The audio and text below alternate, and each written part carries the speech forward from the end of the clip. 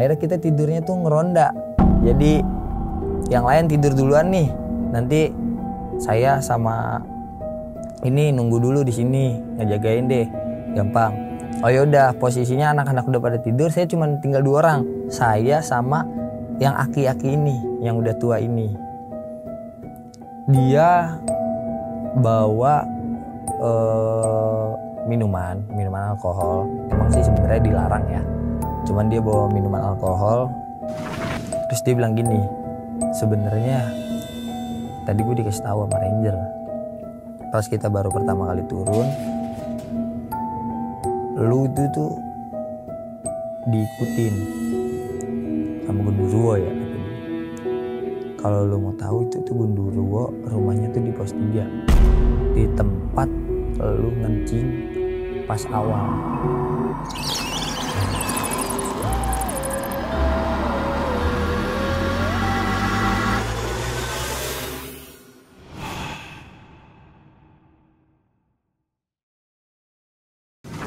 Assalamualaikum warahmatullahi wabarakatuh.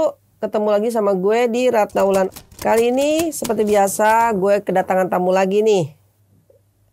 Tamu gue ini akan cerita mengenai pendakiannya di Gunung Ciremai.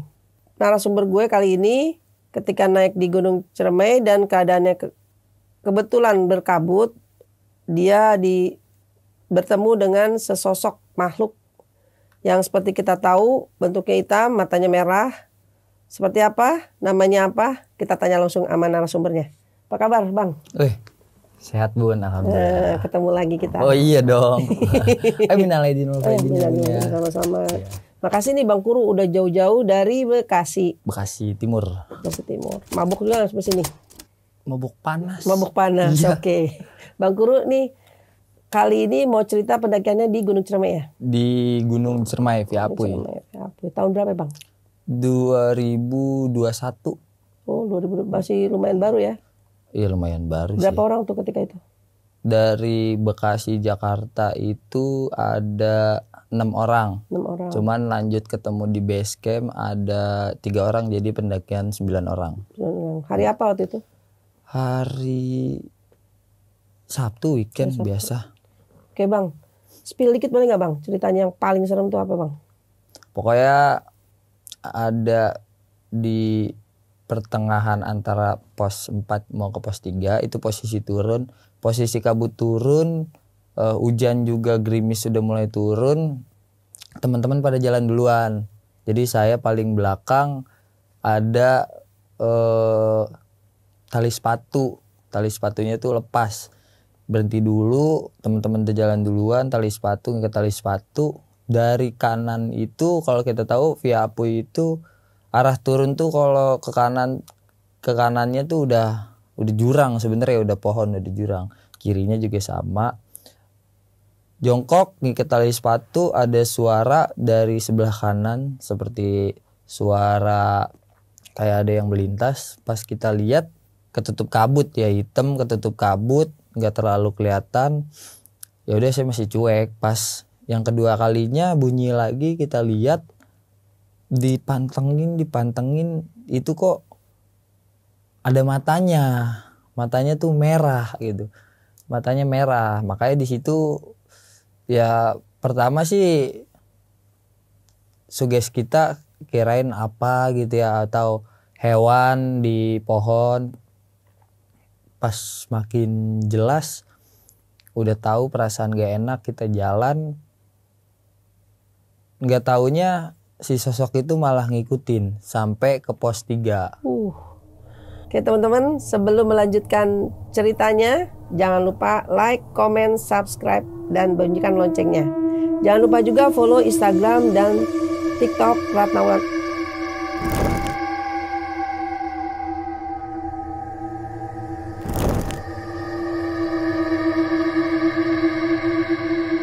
Oke Bang Kuru, bisa dilanjutkan ceritanya? Oke. Sebelumnya kenalin, nama gua Septian Dwi Saputra, biasa dipanggil Kuru. Kuru itu sebenarnya nama panggilan asik aja sih sebenarnya. Kalau ya di seputar pendakian kan banyak nih yang namanya apa, dipanggil apa. Gua di tahun 2021 naik ke Gunung Ciremai karena waktu itu posisinya kerja, teman-teman juga kerja, jadi akhirnya kita ngambil ya mau holiday lah sebentar gitu kan, holidaynya ke Gunung Ciremai. Kita dari Bekasi Jakarta itu ada 6 orang, rata-rata kawan-kawan seperkomunitasan dari pendaki Cupu Jawa Barat. Sebelum kita mulai perjalanan juga ya kita seperti biasa ya ngumpul, beli logistik dan yang lain-lainnya. Jalan dari Jakarta ke Majalengka, kita tuh jalan jam setengah 12 malam sampai Majalengka. Itu pas banget kita buka pintu mobil tuh udah azan subuh.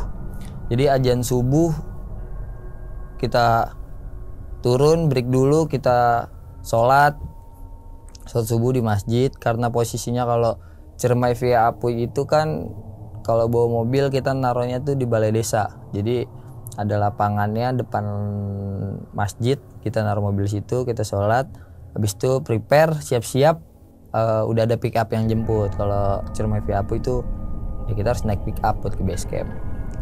Naik pick up, jalan sekitar dari balai desa itu jam setengah 6 pagi kita jalan, naik pick up bareng-bareng, udah kumpul semuanya 9 orang karena tadi dari Jakarta 6. Terus ketemuan di base camp 3 orang, jadi ada 9 orang. Kita langsung jalan ke base camp, Bun. Itu pun nggak sarapan dulu. Jadi waktu itu posisinya tuh masih ketat-ketatnya kalau pendakian itu cek kesehatan. Jadi COVID? Iya, COVID. Jadi waktu itu kita karena petugas cek kesehatannya ini belum datang, kita sampai base camp itu bener-bener jam 6 ya kurang seperempat lah, itu belum datang. Jadi kita nyampe base camp nggak sempet makan, nggak sempet tidur ya kan, nggak sempet makan, jadi lanjut. Dia sampai base camp cuman ya duduk 5 menit doang langsung lanjut. Kita udah ngisi maksi Ciremai, cuman karena kita males buat ngikutin cek kesehatannya ini, yaudah anak-anak lanjut. Jadi ada yang ngide sih biar kita sarapannya tuh ya di trek aja lah, di jalur lah. Udah gitu kan karena posisinya pagi masih sepi, jalur tuh enak, masih nggak rame. Yaudah kita mulai trek pendakiannya itu jam 6 langsung mulai trekking. Via apa nih? Via Apuy. Jadi yang lebih uniknya tuh kita di sini pendakian nggak cuman anak muda semua, Bun.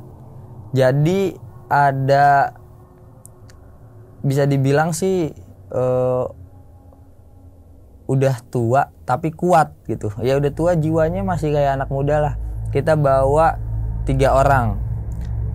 Ada 3 orang. Posisinya itu kita bikin kelompok.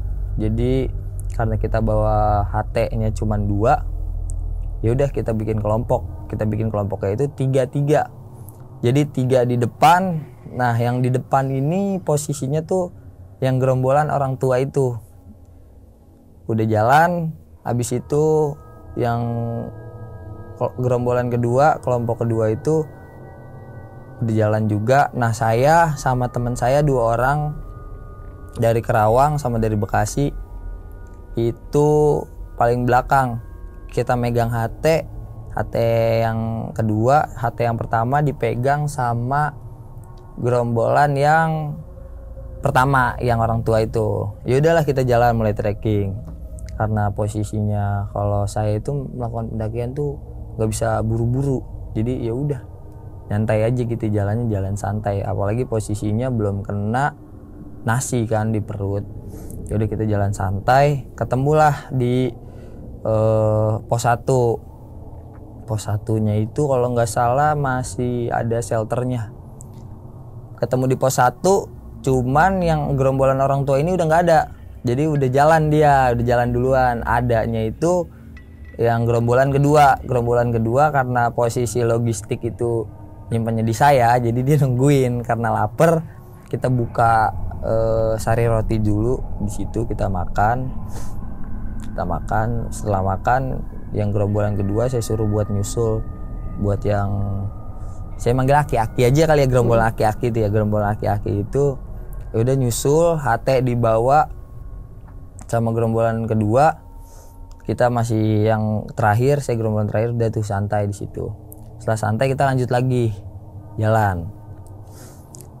Di antara pos 2 mau ke pos 3, jadi gerombolan yang kedua ini, kelompok yang kedua ini udah ketemu sama tim aki-aki ini yang udah tua ini.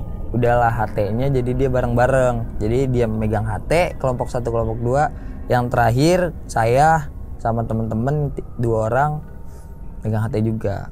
Adalah yang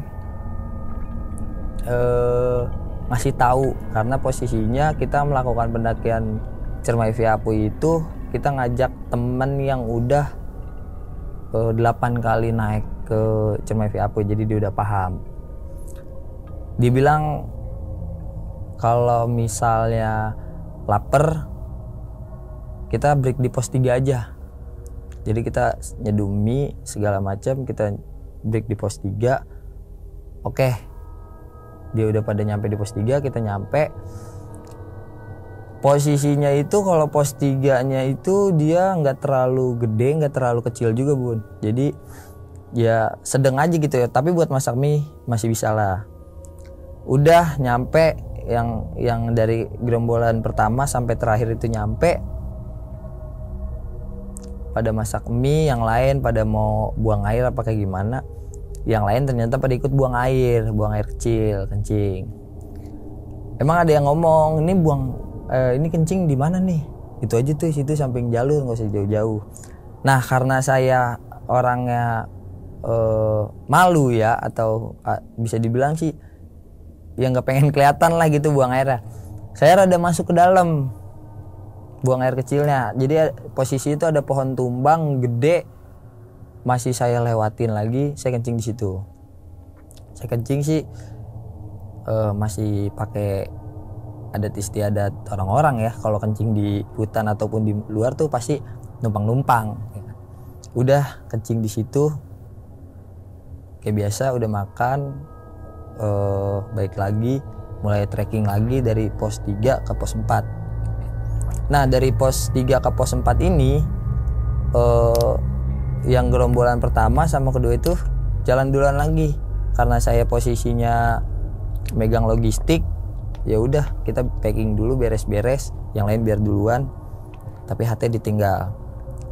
Pas mau jalan, kata orang temen saya ini yang udah biasa naik ke Cermai Via Apui, udah sering banget ya, dia bilang di HT, kalau misalnya nanti di depan ketemu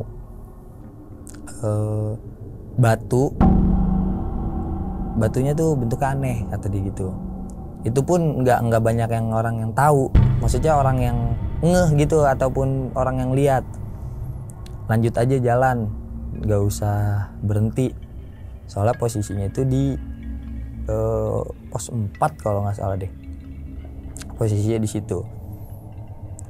Kita yang gerombolan terakhir tuh ngedengerinnya tuh cuman batu, posisinya aneh, batu apaan ya gitu. Pas banget di depan itu udah mau pos 4, jadi diingetin lagi sama dia nih, udah nyampe mana?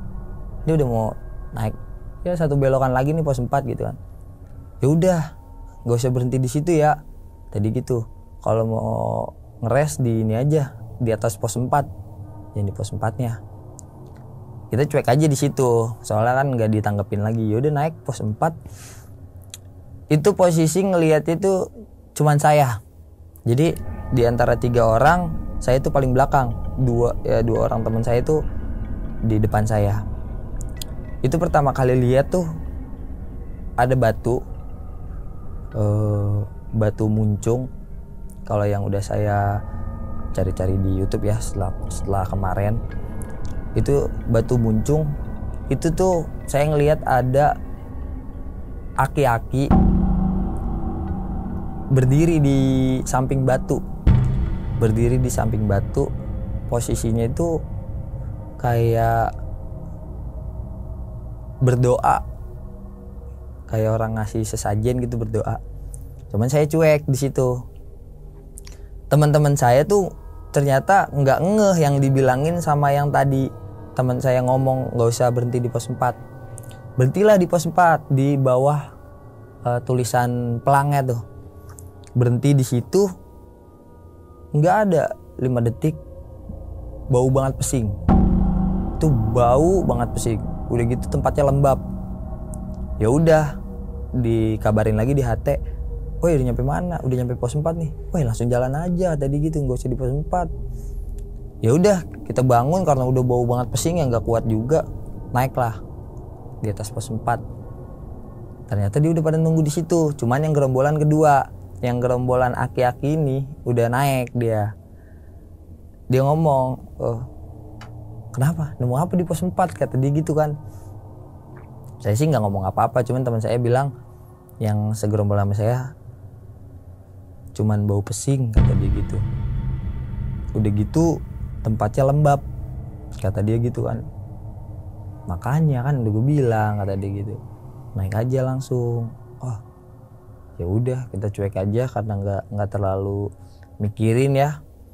Akhirnya naiklah sampai area camp. Sampai area camp, posisinya di situ kita yang nyampe duluan. Jadi udah ada orang, emang udah ada orang, cuman orang-orang itu tuh posisinya udah mau turun. Jadi kita posisinya nyampe, dia mau turun. Kita bangun tenda, kita bawa tenda itu 3. Cuman satu tenda itu ketinggalan frame-nya. Frame itu ketinggalan di bawah. Jadi kita ngebangun tenda cuman 2, akhirnya nggak muat lah. Pas banget di area camp itu tuh ada ininya juga, ada shelternya juga. Jadi ya masih bisa lah buat istirahat. Cuman posisinya karena kalau buat tidur emang enakan di tenda. Kita nyampe bangun tenda nggak muat lah, karena tenda cuman 2, apalagi cup 2 sama cup 4, orang 9 orang ya kan, nggak muat. Akhirnya kita tidurnya tuh ngeronda. Jadi yang lain tidur duluan nih, nanti saya sama ini nunggu dulu di sini ngejagain deh, gampang. Oh yaudah, posisinya anak-anak udah pada tidur, saya cuma tinggal 2 orang, saya sama yang aki-aki ini, yang udah tua ini. Dia bawa minuman alkohol. Emang sih sebenarnya dilarang ya, cuman dia bawa minuman alkohol. Akhirnya saya berdua minumlah sama si aki-aki ini. Karena efek minum, akhirnya kita berdua tuh cerita selama dari base camp sampai ke sini. Nah, ternyata yang ngerasain ketemu di pos 4 batu itu, yang ada batu itu, nggak cuman saya. Si aki-aki ini juga nemu. Namanya itu Kang Roro. Nah, Kang Roro ini juga nemu. Sempat ngeliat, kata dia gitu kan. Sempat ngeliat ada batu, udah gitu percis banget seperti yang saya lihat juga. Ada orang juga, cuman karena dia udah lebih berpengalaman daripada saya, dia cuek aja, dia langsung naik bablas. Kalau saya kan mampir dulu tuh. Udah gitu yang dia heran tuh, kok dari pos 3 sampai ke area camp ini hawanya tuh beda. Dari base camp ke pos 3 misalnya, dari base camp ke pos 3 sama dari pos 3 ke area camp tuh hawanya beda. Ya udah, kita saling sharing, saling cerita apa begini ya, mungkin karena efek minuman juga. Udah mau maghrib, kita bangunin temen-temen gantian. Saya tidur berdua, bangun tuh udah jam 9, anak-anak udah pada masak segala rupa. Udah rame juga area camp yang ngecamp. Malamnya itu pas mau setelah makan, pas kita mau istirahat karena besok pagi harus summit, itu tuh masih inget banget, saya tuh satu tenda sama temen saya, jadi berempat. Jadi kalau tenda itu kita tuh kebiasaan tuh kalau mau tidur tuh nyusun SB dulu. SB itu ditaruh buat di kepala, jadi nyusun kepala. Jadi ada SB1 buat si A, SB2 buat si B misalnya, buat si C, buat si D. Nah temen saya ini posisinya pojok kanan pojok kiri yang dari Jakarta, pojok kanan sama pojok kiri. Nah berarti kan tinggal saya nih, saya sama teman saya, ibarat kata ya ini teman saya yang dari Jakarta di sini, ini saya, ini teman saya. Kita udah nyusun SB nih. Itu masih inget banget, teman-teman tuh masih pada di luar, saya doang yang di tenda. Saya udah nyusun SB saya di urutan kedua, SB teman saya di urutan ketiga. Pas dia mau masuk, dia bilang, "Kur, SB ambilin sini," kata dia gitu kan. SB soalnya saya giniin bun, ini SB saya nih, saya senderin, SB dia saya giniin untuk senderan tangan. "Kur, SB dong," kata dia gitu. "Tak dulu," kata dia, "lu sini aja nih, tidur di sini, langsung masuk aja." "Enggak, SB doang bentar, itu buat di luar." "Dia gua ngambil sendiri deh," kata dia gitu kan. Dia masuk kirain mau ngambil yang di sini. Tahu-tahu dia ngambil yang di sini, yang di sebelah tangan kanan. Posisinya ini SB yang tadinya saya buat senderan tangan, tiba-tiba tangan saya udah jatuh. Jadi yang tadinya udah ada senderan begini, ya bangku ini udah nggak ada. Pas dia sadar tuh bangku ini udah nggak ada, jadi tangannya langsung jatuh gitu. Kebetulan langsung saya buka lah di situ karena udah kesel kali ya. "Tadi SB lu di sini nih." "Lah apaan sih? SB gua di sini dari tadi, makanya gue minta males masuk," kata dia gitu. "Ini SB lu di sini." "Nah lo," kata dia, "lu apaan lu tadi lu?" gitu kan. Dia nakut-nakutin sih sebenarnya. Saya sih cuman bilang, "Enggak, ini mah bukan nakut-nakutin apa kayak gimana, soal setan enggak takut gua saya gituin bun." Tiba-tiba SB yang tadinya emang ada di sini tuh nggak ada. "Kok tangan gue juga langsung jatuh?" "Lah emang tangan lu dari tadi jatuh," kata dia begitu. "Lah ini kan jelas ya, karena kita yang ngerasain, ini kan jelas SB, kok tiba-tiba jatuh." Ya udah nggak mau diperpanjang, nggak selang lama saya ikut keluar lah, pada ngobrol teman-teman di shelter itu, ngobrol. Udah pukul 12:30 pada mau masuk, tidur sebentar karena besok harus summit kan.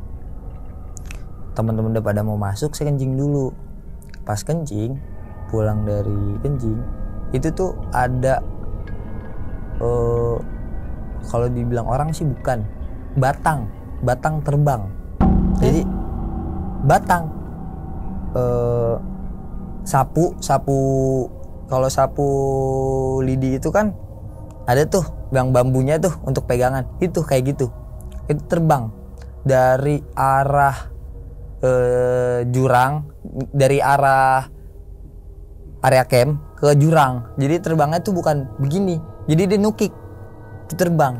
Itu saya juga kirain saya itu salah lihat kalau ke situ.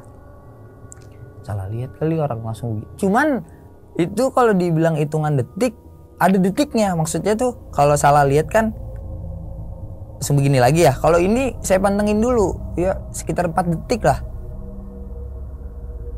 Terus saya bengong. Saya sih nggak bilang sama temen-temen ya, itu apaan, itu apa, ya udah cuek aja, tidur juga bawahnya gelisah, nggak enak banget. Akhirnya udah pagi summit, kalau dari summit sama teman saya yang dari Majalengka ini dijelasin karena kita mampir dulu ke Goa Walet. Kita mampir dulu ke Goa Walet. Yang saya tahu kan Goa Walet itu kan ada airnya dulu kan airnya masih banyak. Tapi karena waktu itu airnya tuh udah nggak ada, udah bener-bener kering. Mampir ke Goa Walet, dia ceritain lah gini, ini tempatnya Nyi Pelet gini. Pas ngomongin Nyi Pelet sebenarnya saya udah males kalau ngomongin hal mistis lagi, apalagi di lokasinya, di rumahnya dia gitu. Ngomongin dia kan nggak sopan ya kalau menurut manusia. Ya lu main ke rumah gua, lu malah ngomongin gua, kan nggak sopan ya. Jadi udah males tuh kayak gitu, udah tinggal aja, turun lagi ke area camp, siap-siap, kita istirahat, makan, habis itu siap-siap lah untuk turun ini kita bagi lagi timnya. Cuman posisinya lebih, ya HT itu udah jarang digunain. Jadi buat ditaruh aja, kalau soalnya kan posisi turun ya Bun. Turun yang gerombolan 1, gerombolan 2 kayak biasa duluan, karena posisi logistik tenda itu ada di gerombolan ketiga, di teman-teman saya juga. Saya belakangan. Awal oke, masih fine-fine aja gitu ya. Dari area camp ke pos bayangan 4 juga masih oke-oke aja, soalnya dari area camp itu kan kalau penuh di Ciremai itu campnya di bawahnya gitu, masih oke.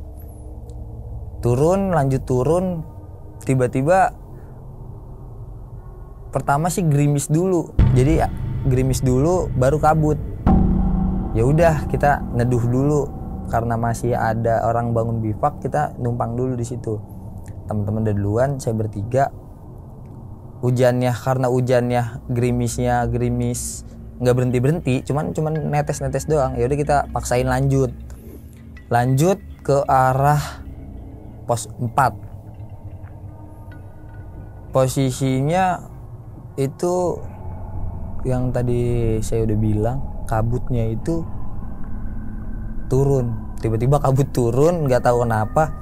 Saya pikir sih cuma di Gede doang ya yang kabut turun tiba-tiba gitu. Ternyata Ciremai juga lebih parah, turunnya tuh bener-bener langsung nutupnya tuh ya arah pandang tuh, jarak tuh udah nggak kelihatan. Tadi mau buka headlamp juga karena masih ya sekitar jam-jam 2:30 masih terang, nggak jadi. Ya udah kita lanjut pos 4 udah lewat, kita lewatin, turun dikit doang. Hujan, itu kabut plus hujan. Nanti ada fotonya deh. Jadi hujannya itu hujan dibilang deras sih nggak terlalu deras, cuman kalau emang basah. Karena posisinya hujan, ya gimana sih kalau misalnya sepatu kena air apalagi becekan gitu ya, talinya itu kan suka lepas-lepasan gitu. Posisinya teman saya itu di jalan duluan, karena waktu pas saya bilang tungguin oi, dia nggak denger. Ya udah, saya ikat tali sepatu, diongkok. Itu ada suara dulu dari sebelah kanan, suara gesekan daun ataupun ranting. Saya lihat ya cuman ada bayangan hitam, bukan bayangan hitam sih ya, saya nganggapnya waktu itu cuman pohon warna hitam. Saya cuek, ngikat lagi, ngelanjut iketan kedua, itu suaranya makin jelas. Pas saya lihat bayangan yang hitam yang tadinya dari jauh dilihat segini, pas dilihat kedua itu bayang hitamnya makin gede, berarti kan makin deket tuh, apalagi posisi kabut. Pas saya tegesin, matanya nyala warna merah. Cuma saya masih cuek di situ, masih kayak sugesti doang kali. Lanjut lagi deh, jalan lagi. Posisi kabut udah nggak kelihatan. Pas jalan, karena hujan nggak berani lari juga, kita jalan pelan. Yang herannya tuh setiap saya ngelangkah kanan, kok suara langkah ada di kiri. Setiap saya ngelangkah kiri, suara langkah ada di kanan. Terus saya bilang sama teman saya begini, Tot, lari yuk, kata saya begitu kan. Apa emang lu kalau mau buru-buru duluan jalannya sendiri, kata dia begitu. Maksud saya tuh bilang kayak gitu tuh bukan karena pengen duluan, tapi karena emang ini posisinya udah beda, suasananya tuh udah beda. Saya bilang lagi, ayo duluan aja, sih gituin kan. Dulu kalau duluan aja deh, gini. Dia malah marah-marah, kayak kalau misalnya kita bales takut chaos, nggak enak, nggak jadi. Ya udah akhirnya ngikutin ritme jalannya anak-anak aja, gerombolan terakhir. Saya yang tadi paling belakang minta di tengah, pokoknya di depan teman saya, tengah saya, belakang teman saya. Pikir saya pindah ke tengah tuh suaranya tuh nggak ada, udah hilang gitu. Karena jalan pelan, kok ini suaranya makin sek sek sek. Saya bilang, denger gak? Denger apaan? Tuh, hujan kata dia gitu. Iya hujan, saya gituin aja kan, bercandain. Ya udah deh, iya hujan, terserah lah mau ngomong apa, yang penting ayo deh buruan dah, kata dia. Lu dari tadi buru-buru mulu lu gini. Akhirnya dia paham. Di situ dia udah mulai paham pas ketiga kalinya saya ngajak kayak gitu. Oh, ayo deh, kata dia begitu. Yaudah saya jalan rada dicepetin. Kebetulan di HT ada yang ngomong, woi yang paling belakang nih Bang Roro kepleset nih, kata dia begitu. Kepleset di mana? Udah di pos 3. Kebetulan saya udah dikit lagi pos 3. Ya udah jalan lah. Teman saya ini satu orang duluan, jadi saya sisa berdua. Itu selama dari pos 4 sampai ke pos 3 udah, yang walaupun yang lain itu udah pada turun duluan, berarti kan sisa saya berdua. Dari pos 4 sampai pos 3 itu ngikutinnya itu bukan ngikutin ya, kayak suaranya itu tuh pertama jelas dari pos 4 ke pos 3 ya. Kalau bisa dibayangin sih berapa lama tuh dari pos 4 ke pos 3. Udah gitu banyak pos bayangannya lagi. Dari pos 3 ke lanjut ke pos 1 karena kita nggak mampir ke pos 2, kita mampirnya di pos 1 karena lebih luas, ada shelter, mampir di pos 1. Terus udah pada ngumpul, anak-anak udah pada ngumpul. Kata anak-anak, lu ngapa mukanya pucet Ru, kata dia gitu. Kehujanan kali, kata saya gitu. Kehujanan deh kayaknya deh, masuk angin apa gimana. Oh ya udah ntar mampir aja ke rumah si ini Amam. Amam tuh orang yang Majalengka yang udah sering naik Cermai. Mampir ke rumah Amam, kita udah nyampe pos 1. Temen saya nih Munying manggil langsung ke base camp, manggil ojek buat ngejemput yang ke Sleo. Dia udah dateng, kita udah sampai base camp. Nggak lanjut makan sih ya, lebih ke mandi langsung turun, mandi naik bak, kita ke balai desa langsung ke rumah teman saya tuh, sekitar ya 20 menitan lah dari balai desa ke rumah teman saya si Amam ini. Udah di situ baru pada cerita-cerita lah. Terus saya bilang, jadi karena ada yang mulai ngebuka omongan, lu tahu nggak di pos ini tuh gini. Baru saya berani itu. Sebenarnya saya nggak berani ngebuka itu tuh, saya nggak berani karena posisinya tuh di situ badan saya tuh panas, muka pucat, badan panas. Terus saya baru berani ngomong gini. Nah ternyata si Amam ini tuh tahu saya tuh kenapa. Terus dia bilang gini, kenapa Kur? Tadi gitu kan. Saya jawab, nggak tahu nih, nggak enak aja badan. Gini. Ngelihat apa lu emang di selama di trek, kata dia gitu. Ngelihat batu lu ya, kata dia gitu. Ada orangnya ya, kata dia gitu. Kok lu tahu? Ya, kalau yang udah orang sini mah udah nggak heran Kur, kata dia gitu. Tapi tuh orang kan, maksudnya tuh warga setempat atau gimana. Tapi tuh orang kan. Sekarang kalau misalnya yang ngelihat lu doang, lu berani gak berpersepsi itu orang, kata dia gitu. Kata saya, berarti itu udah demit, kata saya gitu. Lu tanyain deh yang ngelihat batu muncung siapa aja, kata dia begitu. Pas banget teman-teman yang lain tuh nggak ada yang ngomong, enggak, gue ngeliat di pos ini nggak ada batu, gini biasa aja. Nah Bang Roro ini speak up, gue ngeliat, kata dia gitu, gini. Ternyata cerita Bang Roro sama cerita saya ini sama percis. Kalau dibilang batunya tuh kayak gimana, terus ada orangnya gini. Bang Roro lihat, akhirnya di situ karena Bang Roro yang kesleo itu udah nggak bisa diajak bercanda lagi, harus istirahat gitu, tidurin dia. Saya lanjut cerita, terus si Amam ini ngomong sama saya, lu kalau mau tahu Kur, sekarang aja masih ada yang nungguin lu. Pas masih di rumah Amam, sekarang aja masih ada yang nungguin lu. Nungguin di mana?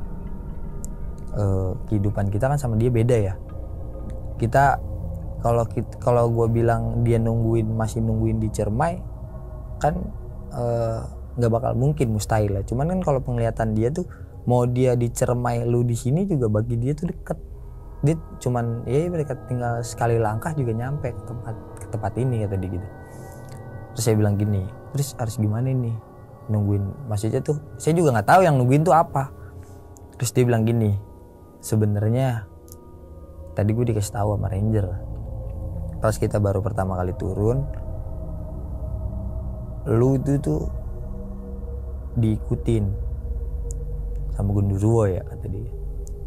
Kalau lu mau tahu itu tuh Gundurwo rumahnya tuh di pos 3, di tempat lu ngencing pas awal. Jadi tempat saya ngencing itu yang rada masuk ke dalam tuh, itu rumahnya dia. Makanya dia itu sebenarnya bukannya seneng, ya taruhlah marah lah gitu sama saya. Saya udah bingung di situ, udah stuck banget, harus gimana juga nggak tahu. Cuman karena kata si Amam, tapi tenang aja, kalau kata ranger itu tuh kalau udah ditampakin kayak gitu tuh kesono-sononya tuh lewat Ciremai via Apu itu mau via manapun udah aman lah gitu. Ya tetap aja suges dari orang yang ya udah pucet, badan lemes, udah gitu panas juga. Saya udah bingung. Dia malah bilang kalau misalnya lu pulang tapi jangan langsung ke rumah, berani nggak, kata dia gitu. Gua kemana dulu, kata saya gitu. Lu ngopi deh, paling enggaknya kopi hitam jangan diaduk, sama ngerokoknya tuh gudang garam merah, cuman yang kretek gitu ya.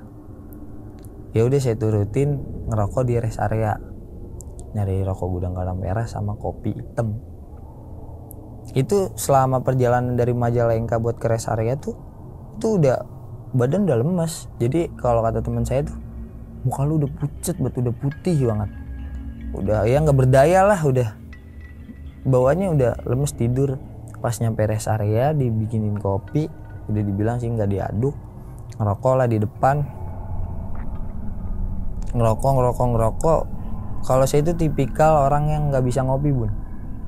Kalau saya nih ya, mau di rumah mau dimanapun, yang ngopi tuh hitungannya tuh ngopi pasif aja. Ngopi kalau ada kopi buat nyicip doang, nggak bisa kalau ngopi tuh nyeduh, ngopi langsung minum, nggak bisa. Nah kopi itu tuh habis, kopi yang dibeli itu tuh habis, terus rokoknya juga habis. Kita lanjut lagi sampai rumah, nganterin teman-teman yang dari Kerawang, yang dari Jakarta. Nyampe rumah itu pucetnya sih udah hilang, lemesnya juga hilang, panasnya doang yang masih.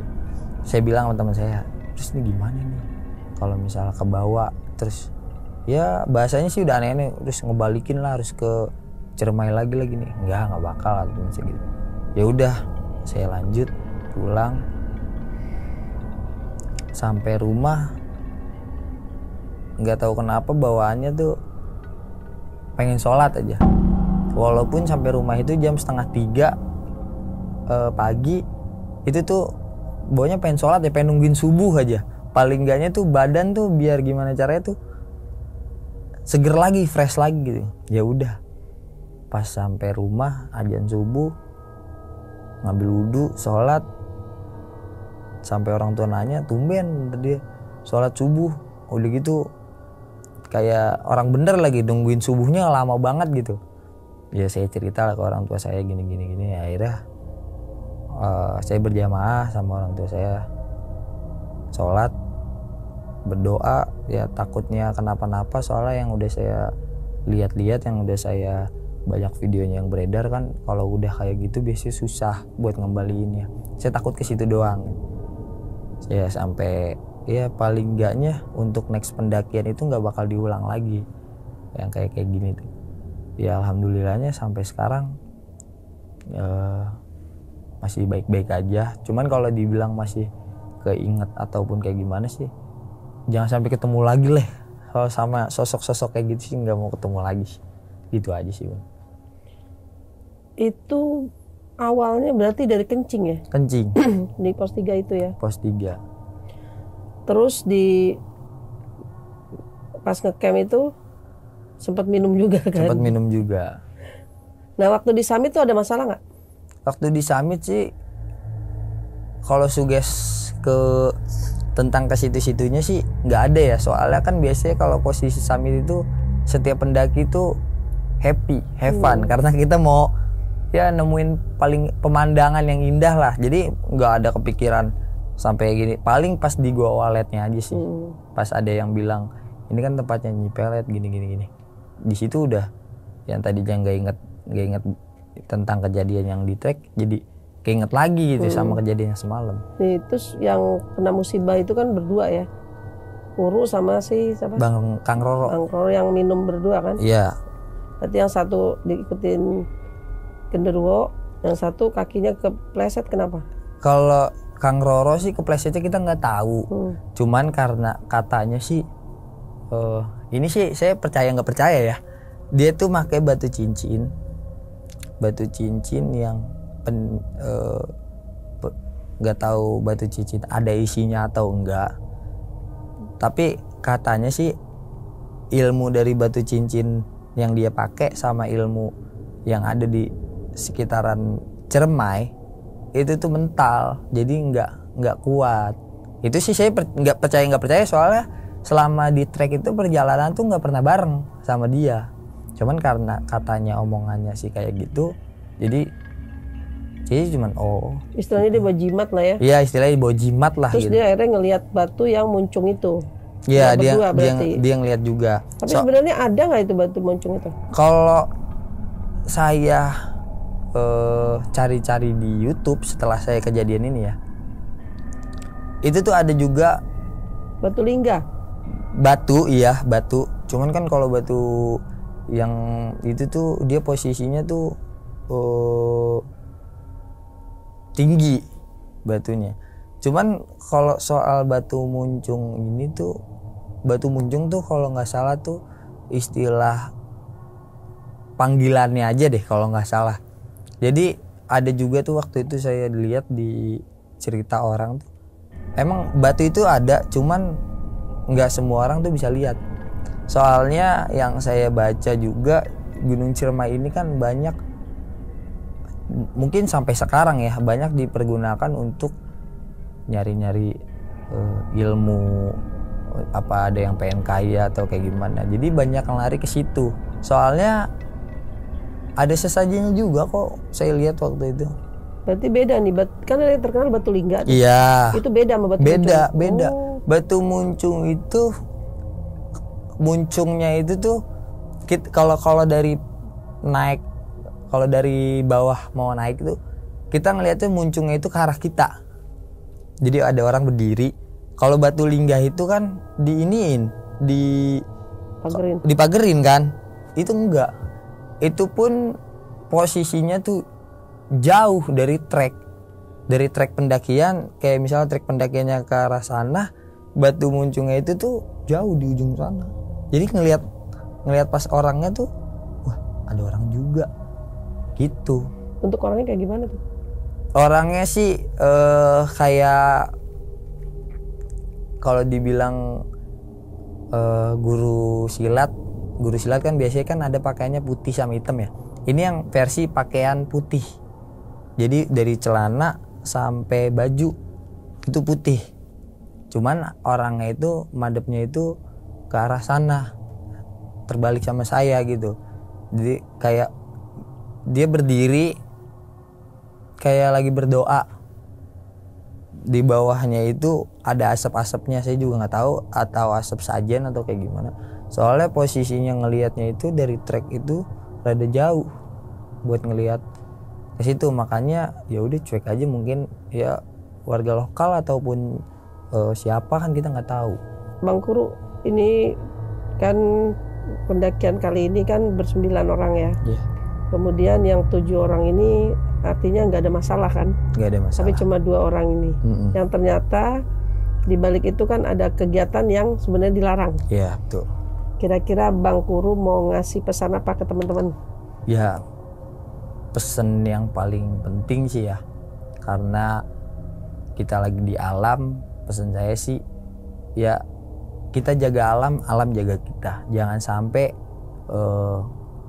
kita yang udah datang ke alam atau lagi hitungan itu kan alam bebas ya, alam bebas yang paling enggaknya tuh ada aturan yang enggak tertulis tapi harus dilaksanakan gitu ya. Jangan untuk peraturan-peraturan yang udah berlaku, apalagi dari pihak